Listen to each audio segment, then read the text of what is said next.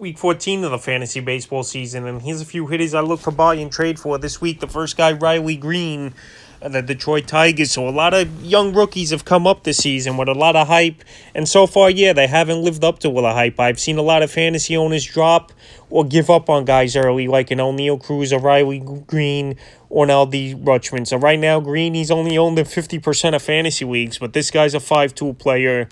He's got all the upside, and he's got all the skills to be a great ball player and fantasy player. So on the season here for Green, 1 home run, 8 RBIs, 15 runs scored, a stolen base, a 255 average, and a 358 on base. So right there, the on base is good this season. The average, not all that great, but still 255 at least. But he hasn't showed power or the stolen base prowess that he usually could bring from what he did in the minor leagues as Green. But Green only 94 at-bats, and it's just very surprising to me that he's only owned in 50% of fantasy leagues. If he's a free agent on your waiver wire, I would go out there and pick him up. And if you want to make a trade for him, I think a borderline starting pitcher will get the job done. And this Tiger team, they're going to try to build a team around Green here. And he's also bats leadoff for this team, so he's going nowhere. And I think he definitely could have a good second half of the season. July 6th versus Cleveland, 1 for 5. July 7th at the White Sox, 0 for 4. July 8th at the White Sox, 0 for 4. July 9th at the White Sox, 1 for 4.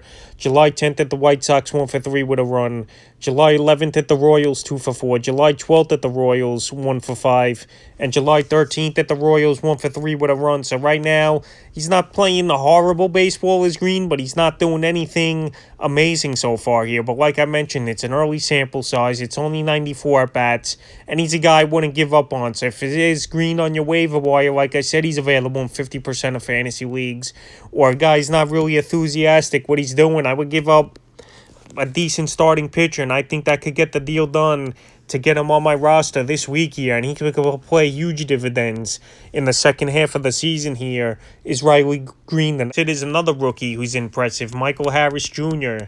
of the Atlanta Braves. So Michael Harris, he's come up and he's been pretty impressive in my opinion for this Brave team and helped them get back into the division race over the last month and a half of the season. On the season here for Harris, 7 home runs, 24 RBIs, 28 runs scored, 7 stolen bases, a 283 average, and a 317 on base. But over the last few weeks here, he's shown power, but not the average. 4 home runs, 9 RBIs, 3 stolen bases, 9 runs scored, a 184 average, and a 245 on base. So right here, Michael Harris, he's available still in 24% of fantasy leagues. If he's lingering on your waiver wire, go up and pick him up. But I think right now you could get him pretty much on a cheap deal as well here, since he's been struggling over the last few weeks. 4 for 4 game, July 8th, July 7th versus St. Louis, 1 for 5 with a homer.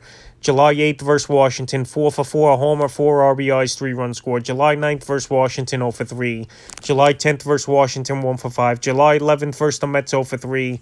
July 12th versus the Mets, 0 for 3. July 13th versus the Mets, 0 for 3. So the Mets, they shut him down in that 3-game series here. Going 0 for 9 in the series was Harris with 4 strikeouts. But this guy easily could get back on track here, and I would try to make an offer for him. He's electric. This guy plays a great field as well in center field. Very quick player. And he's got power, and he was the number 1 prospect in the Brave system coming up this season for a reason, because you see this guy could be a superstar, and they're even comparing him to Andrew Jones in similar ways here. So right now, if you can make a trade for Harris while he's been struggling over the last 2 weeks here, this will be the time to do it, because I think once he comes out of the All-Star break, this guy's going to get going, and this Brave team, they're a well-oiled machine. I know they lost 2 out of 3 to the Mets, but they still got tons of series left with the Mets here, and there's still about 75 games left in the season. So right here, since he came up, he's helped the Brave team, and his numbers have been pretty impressive for the most part since he came up as well here. But now that he's slumping, I would try to get him, because once he breaks out of this slump, he could definitely help fantasy owners for the remainder of the season. The next guy is Trevor Story of the Boston Red Sox. A story, it's been an up and down first season for him here in Boston. He got off to a very slow start, and then in a week or 2 tear he went on. This guy put up some huge numbers on the season: 15 home runs, 58 RBIs, 10 stolen bases, 49 runs scored, a 221 average, and a 289 on base. So the problem here with Story, he does strike out a whole lot. Already 105 strikeouts in 307 at-bats on the season. And his power stroke, though, it's been on par like it has over the last few seasons. He could easily finish the year 30 home runs here, Story, but the batting average is down 30 or 40 points from where it's been throughout his career here. And over the last few weeks, he's not even getting on base, really. 3 home runs, 6 RBIs, 8 runs scored, a 205 average, and a 205 on base. So he's swinging early in the count. He's not being patient up there, Story, and not drawing walks. And he's really taking a hit, and now he's banged up as well with a right hand injury, even though x-rays were negative for Story. But Story, I think at this point of his career, he's a streaky hitter where he could hurt your fantasy team for weeks, but then he could carry you for a few weeks as well. So July 6th versus Tampa, 1 for 4. July 7th versus the Yankees, 1 for 4. July 8th versus the Yankees, 1 for 5, a homer in that one. July 9th versus the Yankees, 0 for 4. July 10th versus the Yankees, 2 for 4, 3 runs, 3 RBIs. July 11th at Tampa, 0 for 4. And July 12th at Tampa, 0 for 1 in that ball game. And he sat out yesterday's game with the hand injury. But he's day-to-day.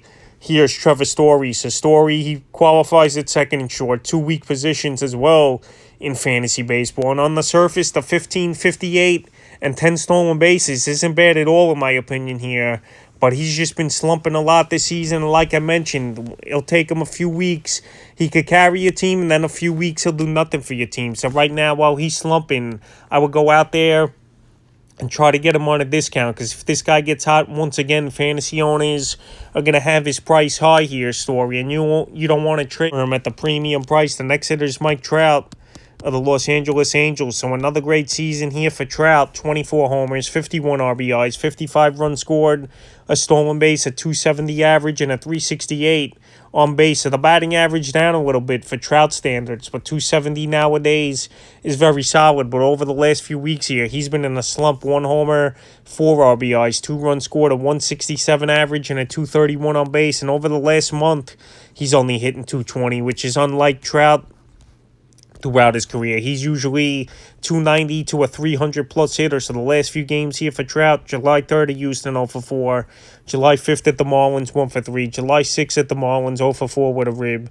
July 7th versus Baltimore, 0 for 4. July 8th at Baltimore, 3 for 5, a homer, 3 RBIs, a stolen base. July 9th at Baltimore, 0 for 3. July 10th at Baltimore, 1 for 4 with a run.